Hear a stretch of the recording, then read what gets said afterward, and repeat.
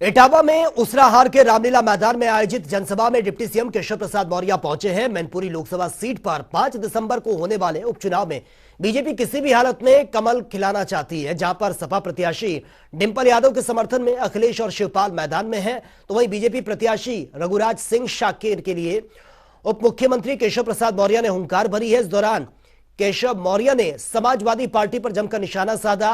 कहा कि सपा मुखिया अखिलेश यादव की जमीन खिसक रही है। चाचा शिवपाल सिंह यादव जसवंत नगर और इटावा में अपने आप को मिनी मुख्यमंत्री मानते थे और अब सुरक्षा हटने से वो बिलबिला रहे हैं। तभी तो जांच चल रही है। दोषी पाए जाने पर हो सकता है चाचा भतीजे दोनों जेल की जिंदगी, आगे की जो जिंदगी है वो जेल में ही जीने। मैनपुरी लोकसभा और जसवंत नगर विधानसभा की जनता कमल के फूल की बटन दबा करके समाजवादी पार्टी को धूल चटा करके और रघुराज शाकिर जी को सांसद बना करके देगी। समाजवादी पार्टी प्रत्याशी डिंपल यादव ने मैनपुरी में नुक्कड़ जनसभा को संबोधित किया और अपने पक्ष में वोट करने की जनता से अपील की है। इस दौरान डिंपल यादव ने प्रशासन पर गंभीर आरोप लगाते हुए कहा कि प्रशासन बहुत सख्त है। वो नहीं चाहता है कि वोट प्रतिशत बढ़े और वो चाहता है कि वोट प्रतिशत गिरे। आप सबको दायित्व आप सबका बनता है, जिम्मेदारी आपकी बनती है कि एक एक वोट साइकिल का बटन दबाना है। ये भी उन्होंने कहा कि आने वाली 5 तारीख को लोग आपको उकसाएंगे, आप लोगों को भड़काने की कोशिश करेंगे। आपको भड़कना नहीं है और किसी के उकसावे में आने की जरूरत भी नहीं है। नेताजी बहुत ही भावात्मक, बहुत ही भावुक व्यक्तित्व वाले इंसान थे और जो समाजवादी विचारधारा, जो समाजवादी आदर्श सिद्धांत उन्होंने हमको दिखाए हैं, मुझे पूरा भरोसा है कि उस विचारधारा को, उन सिद्धांतों को हम सब मिलकर आगे ले जाने का काम करेंगे और मुझे मौका देंगे इस क्षेत्र की सेवा करने का। और एक बात और कहना चाहूंगी, प्रशासन बहुत सख्त है। वह नहीं चाहता है कि वोट प्रतिशत बढ़े और वह यह चाहता है कि वोट प्रतिशत गिरे।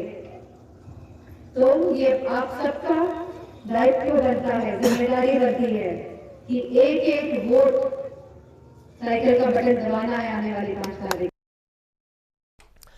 और कांग्रेस ने रामपुर जिले की स्वार सीट से विधायक रह चुके नवाब काजिम अली खां उर्फ नाविद मियां को रामपुर विधानसभा उपचुनाव में बीजेपी का समर्थन करने के आरोप में आज पार्टी से 6 साल के लिए निष्कासित कर दिया है। आपको बता दें कि काजिम अली खां लगातार रामपुर बीजेपी प्रत्याशी आकाश सक्सेना को सपोर्ट कर रहे थे।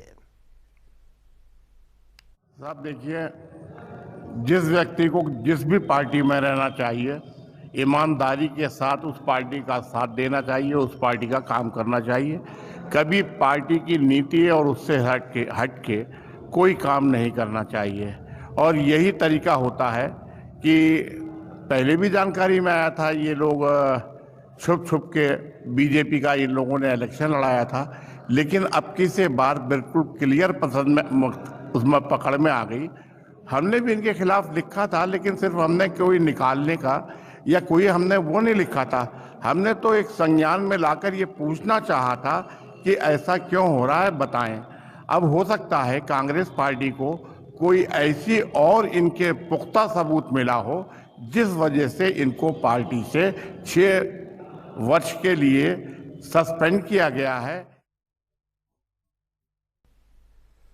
और वहीं मुजफ्फरनगर में खतौली विधानसभा सीट पर हो रहे उपचुनाव की तिथि जैसे जैसे नजदीक आती जा रही है, वैसे ही प्रत्याशी और समर्थक चुनाव प्रचार अभियान में पूरी ताकत झोंकते हुए नजर आ रहे हैं, जिसके चलते खतौली विधानसभा क्षेत्र के गांव बिहारीपुर में दलित समाज की एक पंचायत आयोजित की गई, जिसमें महिलाओं की भागीदारी सबसे ज्यादा रही है। पंचायत में सभी दलित महिलाओं और पुरुषों ने केंद्रीय मंत्री डॉक्टर संजीव बालियान को अपना समर्थन देते हुए कहा कि केंद्रीय मंत्री संजीव बालियान हमारे दुख सुख में काम आते हैं, इसलिए उनके लिए केवल संजीव बालियान ही सबसे महत्वपूर्ण है।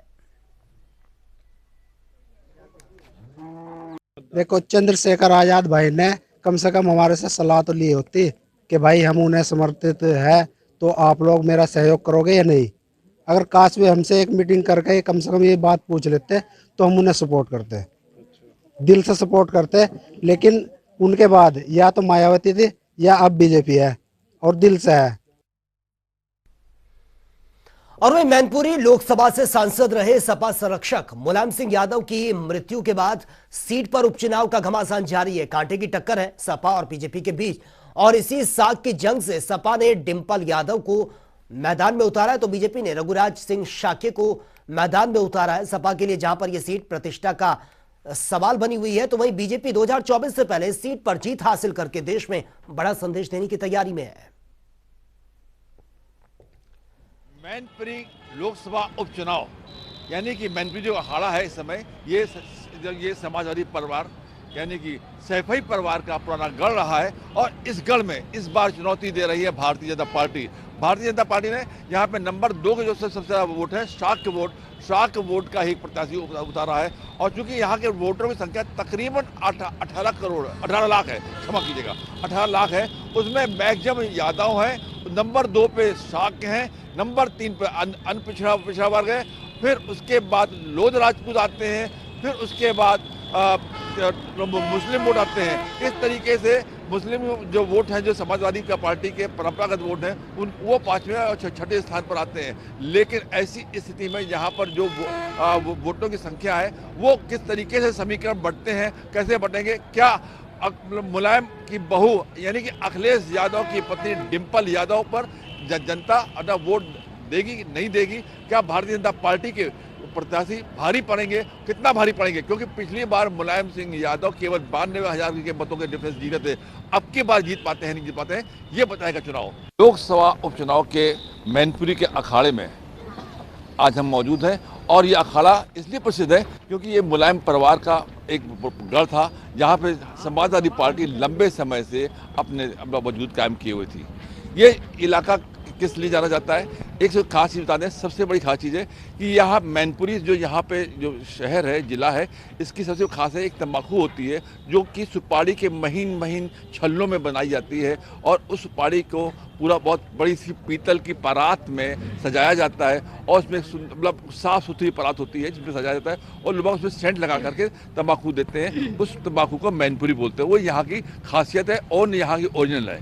इसके अलावा ये तारकसी के लिए भी जाना जाता है। अभी 1 डिस्ट्रिक्ट 1 प्रोडक्ट में इसको लिया गया है। तो लेकिन हम इसके पहले ये तो इसका रहा बैकग्राउंड, इसके पहले हम ये बता दें कि आखिर मैनपुरी का जो गढ़ है, मैनपुरी का गढ़ है, ये मैनपुरी गढ़ में समाजवादी पार्टी लंबे समय से, लेकिन हम अपने सहयोगी रिपोर्टर नदीम से पूछना चाहेंगे कि भैया ये बताइए कि यहाँ की खासियत क्या है, यहाँ के वोटर्स के एक तो टोटल नंबर ऑफ वोट कितने हैं यहाँ पे? देखिए, मैनपुरी जिला अपने आप में एक ऐतिहासिक जिला है क्योंकि यहाँ से एक पिछले लंबे समय से जिसका एक समय का आकलन नहीं किया सकता है, करीब जब से देश आज़ाद हुआ उसके बाद से केवल एक बार यहाँ से बीजेपी के सांसद बने थे, उसके बाद से लगातार ये जिला समाजवादी के हाथों में रहा है। क्योंकि मुलायम सिंह यादव यहाँ से उनका कर्म क्षेत्र है, उनका राजनीतिक क्षेत्र है, उन्होंने यहाँ से राजनीति शुरू की है, यहाँ पे उन्होंने पढ़ाई की है और यहीं के उनके गुरु रहे हैं। तो सबसे ज़्यादा यहाँ पे जो वोटर आते हैं पूरे जिले की लोकसभा में वो यादव आते हैं, दूसरे नंबर पे शाक बाउल के लोग आते हैं, जिसके चलते यहाँ पर जो पार्टी है सबसे पहले समाजवादी पार्टी छोड़कर शाक प्रत्याशी को कैंडिडेट बनाती है अपना, जिससे कि अपना वोट एक सद सके। अब सवाल इस बात का उठता है कि यहाँ पे रोजगार नहीं है, विकास नहीं है, जबकि मुलायम परिवार लंबे समय से यहाँ पर काबिज है। अब मैं युवाओं से मैं पूछना चाहूँगा, तमाम युवा हमारे साथ मौजूद हैं, मैनपुरी के ये जिले के रहने वाले हैं, मैं इन लोगों से बारी बारी से पूछना चाहूँगा कि आखिर इनको क्या लगता है इस व्यवस्था के लिए कौन जिम्मेदार है? आप बताइए, आपका नाम क्या है? धर्मेंद्र जी, आपको क्या लगता है? मुझे लगता है कि काफ़ी सालों से यहाँ पर समाजवादी पार्टी का ही क्या नेता चुना जा रहा है, तो समाजवादी पार्टी की जिम्मेदारी थी यहाँ विकास करने का, तो विकास विशेष के यहाँ पे कुछ हुआ नहीं था और यहाँ पे सबसे ज़्यादा गुंडागर्दी बहुत थी। लेकिन बीजेपी सरकार आने से काफ़ी परिवर्तन हुआ है, विकास भी हुआ है पहले से ज़्यादा। जो पिछली सरकारों में क्या था, यहाँ से निगलेक्ट कर दिया जाता था, वो अब नहीं होता है, प्रॉपर विकास भी हो रहा है और आदमी सब सुरक्षित है यहाँ पर। आपको भैया कह रहे हैं कि बिल्कुल यहाँ पे विकास नहीं हुआ है ना, और उसके लिए जिम्मेदार जो अभी तक जहाँ सांसद रहे वो लोग रहे, आपको क्या लगता है? 7 साल से भारतीय जनता पार्टी क्या कर रही है, मुझे भी दावा पेश करे। भारतीय जनता पार्टी 7 साल से क्या कर रही है? उत्तर प्रदेश में कितने विकास हुए हैं? प्रधानमंत्री जी क्या कर रहे हैं? अपने एक भी काम गिना दें। माननीय मुख्यमंत्री जी रोज दावा पेश कर रहे हैं, 80 सीट जीतने का बात कर रहे हैं, कितना उन्होंने काम किया है? नौजवान आज बेरोजगार घूम रहा है, सड़कें टूटी हुई दिखाई दे रही हैं, आज लोकतंत्र खतरे में, माँ बहन सब खतरे में, रोज बलात्कार हत्याएं हो रही है। इसका गुनाहगार कौन है? मुलायम सिंह यहाँ से सांसद हुआ करते थे। मुलायम सिंह यहाँ पर सब कुछ मतलब लंबे समय से सत्तारूढ़ है यहाँ पे, उनका परिवार की सत्ता रही है कई बार 4 बार, लेकिन यहाँ की स्थिति ऐसी क्यों है? माननीय मुलायम सिंह यादव जी ने जो उत्तर प्रदेश के लोगों के लिए कर दिया, माननीय मुलायम सिंह यादव जी ने जात पात को छोड़ करके जो विकास की याद ही, माननीय मुलायम सिंह यादव जी ने जो गंगा बहा दिया, मैनपुरी को कोई नहीं जानता था, आजमगढ़ को कोई नहीं जानता था, ऐसे अन्य प्रदेशों में माननीय मुलायम सिंह यादव जी ने कमिश्नरी पीजीआई विश्वविद्यालय देने का काम किया, हवाई पट्टी और हर एक चीज़ माननीय मुलायम सिंह यादव देने का काम किए। यही बता रहे हैं कि आप बहुत कुछ किया है, आप बताइए बस। नहीं, विकास बीजेपी सरकार में 7-16 बहुत हो रहा है। और मैनपुरी में हम तो अभी प्रॉपर मैनपुरी में चल रहा है, तो मैनपुरी की बात करेंगे। मैनपुरी में बीजेपी ने देखो लाइट की व्यवस्था सही चल रही है। किसी टाइम यहाँ पे सपा सरकार मान सकते हैं लाइट यहाँ ठीक आती थी, लेकिन जब बसपा की आती थी यहाँ बहुत बुरी स्थिति होती थी। लेकिन बीजेपी के क्या गढ़ न होने के बावजूद बीजेपी ने यहाँ पर अच्छी तरीके से व्यवस्था रखी, लाइट प्रॉपर आती है। बिजली के बिल के बारे में उनसे पूछ लीजिए, उनको खुद नहीं पता। हमारे जनपद के बगल से सटे हुए विद्युत मंत्री जी हैं, उनके यहाँ बिजली की प्रॉब्लम है, वो खुद विद्युत से परेशान हो जा रहे हैं तो पावर में बिजली कटौती हो जा रही है, पावर में अंधेरा हो जा रहा है। माननीय अखिलेश यादव जी ने जो प्लांट लगाने का काम किए, सबसे बड़ा उत्तर प्रदेश में आदित्यनाथ योगी जी कितना बड़ा प्लांट लगाए बिजली के लिए, बताएं। देखिए, ये लोग आए हैं डिम्पल भाभी के प्रचार में, समाजवादी पार्टी के युवा कार्यकर्ता हैं, और डिम्पल यादव अखिलेश यादव की पत्नी है और कई बार सांसद रह चुकी है। इस बार फिर वो जी एक बार देखिए अब तमाम इनकी खासियत खोल दिया अपना, ये बजरंग बली की तरह सीना खोल सकते हैं। अखिलेश यादव जी का टैटू बनवा टहल रहे हैं, देखिए ये इनकी खासियत है। माननीय जनेश्वर मिश्रा जी के विचारों पे चलने का काम करते हैं। आपसे बात हो रही थी हमारी विकास के मामले को लेकर के और रोजगार के मामले को लेकर के। मुलायम परिवार लंबे समय तक सत्ता में रहा, भारतीय जनता पार्टी मौजूदा समय में है, दोबारा फिर यहाँ पे लगातार आई है। रोजगार की क्या स्थिति है? रोजगार यहाँ पे कुछ नहीं है, कहता है यहाँ। इसके लिए जिम्मेदार कौन है? समाजवादी पार्टी जिम्मेदार है। समाजवादी पार्टी का यहाँ पे सरकार रही, पिछली सरकार है समाजवादी पार्टी ने चलाई है और यहाँ का गढ़ रहा है उनका। तो यहाँ पे कोई इंडस्ट्रियल नहीं है, कुछ भी नहीं है। जो कुछ है वो थोड़ा अपना काम धंधा। सबसे बड़ा काम है कि आदमी अपना सुरक्षित अपना काम पे जा रहा है और शांति से अपने घर पे जाता है। ठीक है, शांति अपने घर पे जा रहा है, कोई किसी को छेड़ नहीं रहा, प्रेम मोहब्बत सभी लोग रह रहे हैं। और क्या चाहिए आदमी को, अपना काम तो कर ही रहा है। दंगा करने वाले तो सत्ता में बैठे हैं, दंगा करने वाले सत्ता में बैठे तो दंगा ही कौन करेगा, ये बताइए मुझे। भारतीय जनता पार्टी जितनी। मैं माननीय राष्ट्रीय अध्यक्ष श्री अखिलेश यादव जी का फैन हूँ। अच्छा। और इस मैनपुरी के उपचुनाव में मैनपुरी वासियों को संदेश देने आया हूँ किस कदर लोग पार्टी के दीवाने होते हैं। अच्छा। मैनपुरी की इस जो चुनाव हो रहा है, इस चुनाव में नेताजी के जाने के बाद जो चुनाव हो रहा है, मैनपुरी के नौजवानों से, मैनपुरी के किसानों से, सभी से अपील करने आए कि समाजवादी पार्टी में मतदान करें। जी, मैं बता दूं, अगर जो मैनपुरी की बात आती है तो यहाँ पर विकास के नाम पर जितना समाजवादी पार्टी ने किया है उतना कोई नहीं कर सकता है, चाहे वो बसपा हो, चाहे कांग्रेस हो, चाहे भाजपा हो। इन्होंने कुछ नहीं किया। भाजपा की अगर जो बात की जाए तो जुमलेबाजी सरकार है, सभी बताते हैं कि जुमलेबाजी करने में ये बड़े माहिर हैं। अगर बात करी जाए, जैसे कि अभी भाई बता रहे थे बीजेपी के बड़ा सुकून की ज़िंदगी जी रहे हैं, काहे की सुकून की ज़िंदगी है जहाँ 6-6 वर्ष की जो किशोरियों के साथ रेप किए जाते हों और जो है ना उनको आज़ाद। बल्कि भाजपाइयों का ये भी कहना है कि इनके यहाँ पर समाजवादी पार्टी सरकार होती थी तो वहाँ पे अगर कोई रेप करता था तो उसकी पुलिस कार्रवाई करे तो उसको बाकायदा वीडियो ऑडियो वायरल हुआ था मुलायम सिंह यादव का, जिसमें कहा गया बच्चे गलती हो जाती। वो पुरानी बात बहुत हो चुकी थी, आप सदियों की बात कर रहे हैं, यानी 10 दशक से ऊपर बात हो गई है। उन्हीं बातों को अगर जो दोहराते रहेंगे तो कभी कोई एक पार्टी अच्छी नहीं कह रहा है। पुरानी बात हो गई है, लेकिन पुरानी बात इनके मायने से पुरानी बात है। जिस राष्ट्रीय पार्टी का नेता अगर ये बात कह दे बड़े मंच पर के बच्चे हैं, छोटी गलती हो जाती है, माफ कर दिया जाए, तो उस पार्टी का कार्यकर्ता कैसे मान सकती का हो सकता है, ये आप खुद सोच लीजिए। सर, आप उनकी बात कर रहे हैं, एक मिनट सर। विकास की बात, विकास इनको नहीं दिखाई देता है, लेकिन आम जनता को वो विकास दिखाई दे रहा है जो 26 साल से मैनपुरी की जनता को लूटा जा रहा था। और आज जब बीजेपी सरकार आ गई है और प्रशासन और पुलिस व्यवस्था इतनी चौबंद से है, सब व्यक्ति अपनी आजादी के साथ रह रहा है, इससे बड़ी सम्मान की बात क्या हो सकती है। नहीं, जिस तरह से इन्होंने बताया, हालांकि माननीय मुलायम सिंह जी अब इस दुनिया में नहीं है, उस बात को नहीं दोहराना चाहिए, लेकिन अखिलेश की सोच-बूझ सबसे पढ़ा लिखा व्यक्ति है और वाकई में अगर जो सत्ता की मंच पे खड़े होकर के पुलिस पुलिस जैसे संबोधन शब्द को यूज करेगा तो आप खुद सोच लीजिए पुलिस व्यवस्था ये क्या है, संबोधन की बात ये कर क्या रहे हैं है? लेकिन जी रोजगार की तरफ जी बात नहीं करेंगे। 1 सेकंड, हमारे आदरणीय भाई ने विकास की बात करी है। मैनपुरी में विकास की परिभाषा सीमित है। यहाँ पर रोड अच्छी बनवा देना, लाइट लगवा देना, चंद चीजें बनवा देना ही विकास माना नहीं जाता कहा है। जाएगा। मैनपुरी अगर वाकई में विकसित होता तो इंडस्ट्रियल एरिया बन जाता। यहाँ के युवाओं को 10-15 हजार की नौकरी के लिए ग्रेटर नोएडा, दिल्ली, बम्बई, आगरा नहीं भागना पड़ता। देखिए, एक बड़ी बात इन्होंने कही है कि विकास का मुद्दा नगण्य हो जाता है जात और धर्म की राजनीति के आगे। और जैसा कि यहाँ का आकलन किया जाता है, यहाँ पर यादव वोट है, शाक के वोट है नंबर 2 पर, फिर उसके बाद अंदर जातियाँ हैं, राजपूत वोट भी अच्छी संख्या में है। तो ये वोट अलग अलग एक तरीके से कैसे इनको एक किया जाए। और जो समाजवादी पार्टी के यादव के साथ साथ जो परंपरागत वोट है मुस्लिम, उनकी संख्या 5वें या 6वें नंबर पर आती है। तो इस तरीके से जो जातीय समीकरण है वो इस बार ज्यादा गुल खिलाएगा। क्योंकि यहाँ पे भारतीय जनता पार्टी के जो कैंडिडेट हैं वो शाक हैं। जनता टीवी के लिए शिवम भल्ला के साथ अनिल के अंकुर, मैनपुरी। और चलिए बड़ी खबर से आपको अपडेट करवा देते हैं। इस वक्त की बड़ी खबर ये सामने आ रही है चुनाव को लेकर। ये बड़ी खबर आप तक पहुंचा रहे हैं मैनपुरी से है। मैनपुरी के उपचुनाव पर भारत निर्वाचन आयोग पूरी तरह से सख्त है।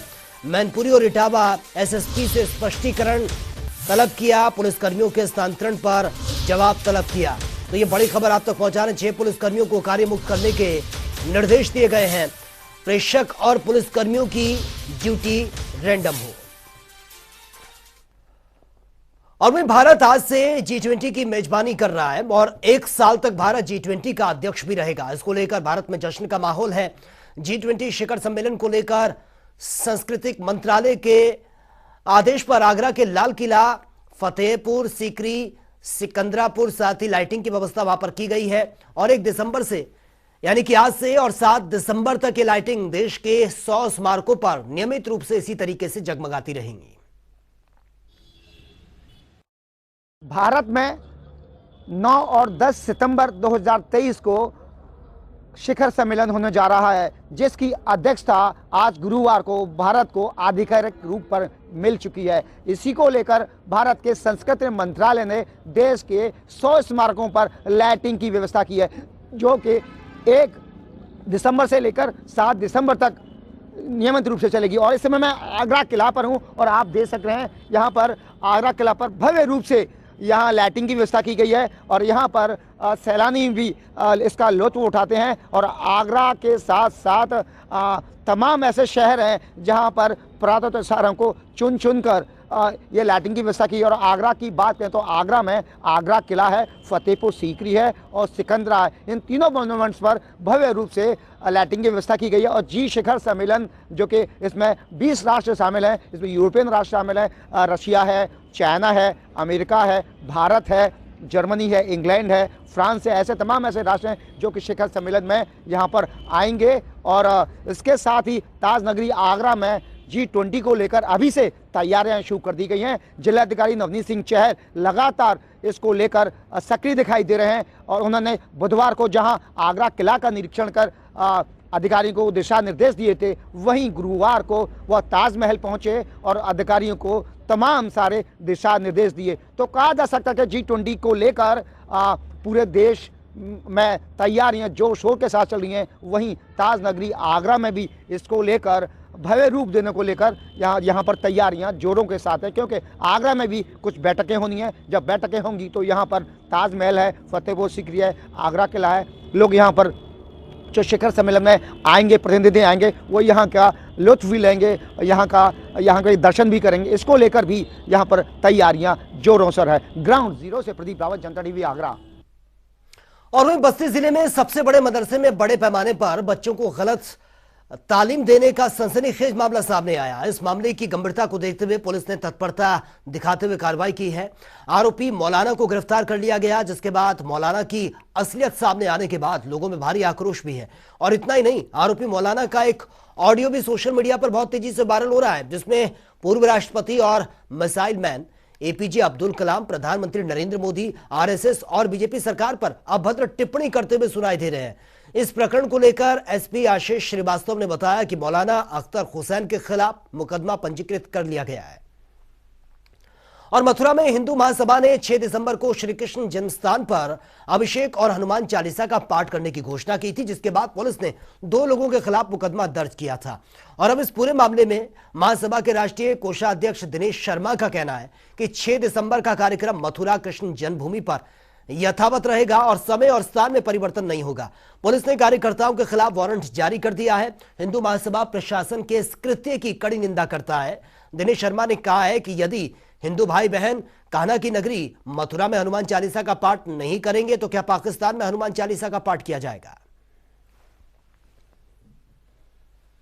तो चलिए बात कर लेते हैं उत्तराखंड की खबरों की। दरअसल राष्ट्रपति मुर्मू 8 दिसंबर को राजधानी देहरादून वो पहुंचेंगी और इसके बाद वो जनसभा को भी वो राजभवन जाएंगी और रात को वो आशियाना में विश्राम करेंगी। 9 दिसंबर को राष्ट्रपति पहले लाल बहादुर शास्त्री प्रशासनिक अकादमी मसूरी में भावी IAS अफसरों को संबोधित भी करेंगी। संबोधन का उनका कार्यक्रम लबासना में है। इसके बाद वो दिन में दून विश्वविद्यालय के दीक्षांत समारोह में बतौर मुख्य अतिथि शामिल होंगी।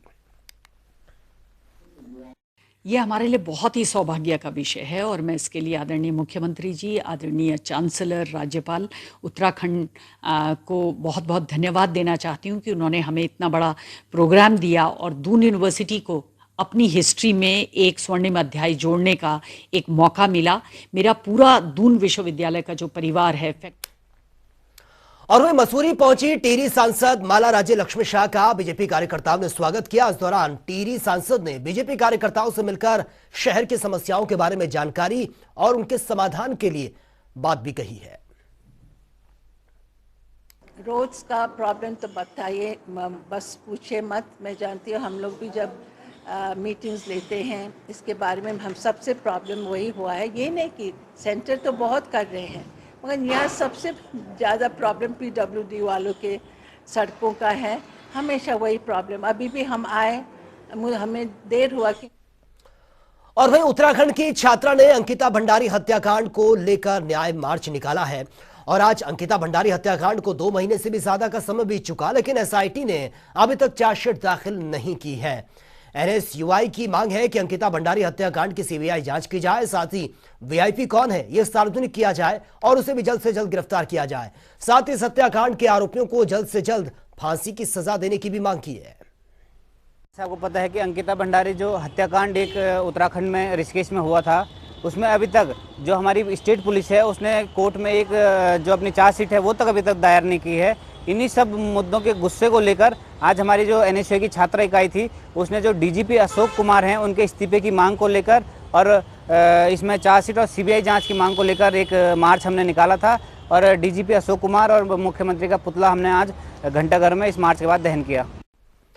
और वहीं लोक सेवा आयोग ने समूह भर्ती के तहत बुधवार को प्रदेश के 71 विभागों में कनिष्ठ सहायक के 445 पदों के लिए विज्ञापन जारी कर दिया है। इन पदों के लिए 20 दिसंबर तक ऑनलाइन आवेदन कर सकते हैं। भर्तियों के लिए जारी विज्ञापन में विभागवार पदों की संख्या के साथ ही अहर्ता की भी जानकारी दी गई है।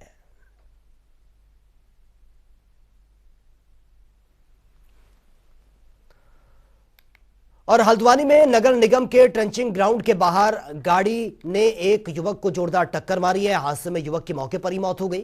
वहीं युवक के परिजनों को घटना की जानकारी मिलते ही जमकर हंगामा भी काटा गया। परिजनों का आरोप है कि नगर निगम की गाड़ी से युवक की मौत हुई है। हंगामा बढ़ते देख नगर आयुक्त पंकज उपाध्याय भी अस्पताल पहुंचे हैं। साथ ही पुलिस ने भी लोगों को समझाने की कोशिश की है। ट्रेंचिंग ग्राउंड के आसपास ही घटना की जानकारी मिली जिसमें कि मोहम्मद यासीन नाम के व्यक्ति की डेथ हुई है। इसके कारणों का परीक्षण सक्षम विभाग करेगा और जो भी तथ्य निकल के आएंगे उसके हिसाब से कार्रवाई की जाएगी। और अभी मैं यहाँ पर हॉस्पिटल में आया था, मैंने बॉडी को भी देखा है, उनके परिवार वालों से मैंने मिला है, उनको भी मैंने सांत्वना दी है। और हमारे पुलिस अधिकारी हैं और माननीय जो हमारे चिकित्सक हैं लोग हैं उनसे मैंने बात करी है। पंचायतनामा पोस्टमार्टम कार्रवाई की जाएगी और जो भी तथ्य प्रकाश में आएंगे, जो भी कारण प्रकाश में आए उसके हिसाब से कार्रवाई की जाएगी।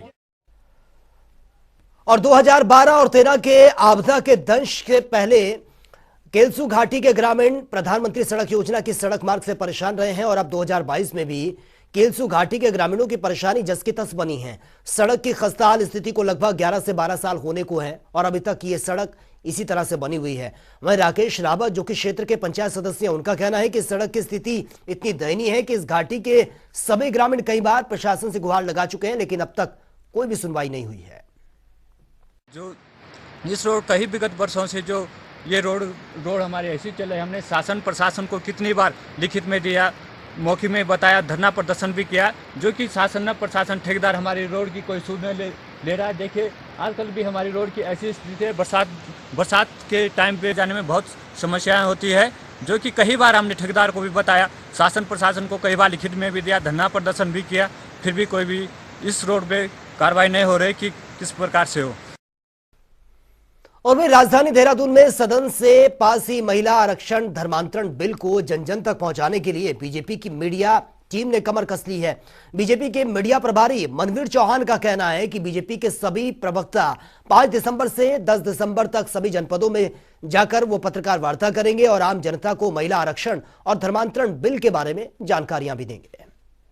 निश्चित रूप से हमारे यशस्वी मुख्यमंत्री माननीय पुष्कर सिंह धामी जी के द्वारा ऐतिहासिक जो हमारा धर्मांतरण कानून है और राज्य में उसको कड़ाई से जो और कड़ा करने का जो उन्होंने निर्णय लिया है, जो कानून उन्होंने पारित कराया है, और हमारे महिलाएं जो हमारे उत्तराखंड जो राज्य है उसको निर्माण में हमारे महिलाओं का बहुत बड़ा योगदान रहा है और उन्होंने अपने बलिदान दिया है और राज्य की अपनी कुर्बानियाँ दी हैं, और उनके हितों के लिए और उनको सरकारी नौकरी में उनको 30% आरक्षण देने के जो विधेयक माननीय मुख्यमंत्री द्वारा पारित कराया गया है, निश्चित रूप से ये दोनों ही कार्य बहुत ऐतिहासिक कार्य हैं। और धर्मांतरण को लेकर तो मैं निश्चित ये कह सकता हूँ कि धर्मांतरण को लेकर के अन्य राज्य भी इससे प्रेरणा लेंगे और जिससे देश में किसी प्रकार से ऐसी घटनाएं, धर्मांतरण घटनाएं न हो, इसके अन्य लोग प्रेरणा लेने वाले। इसके लिए हमने भारतीय जनता पार्टी संगठन स्तर पर भी इसको जन जन तक पहुंचाने के लिए, क्योंकि उत्तराखंड राज्य एक संवेदनशील राज्य है जहां कई प्रकार की घटनाएं धर्मांतरण को लेकर सामने आई थी और महिलाओं का क्योंकि बहुत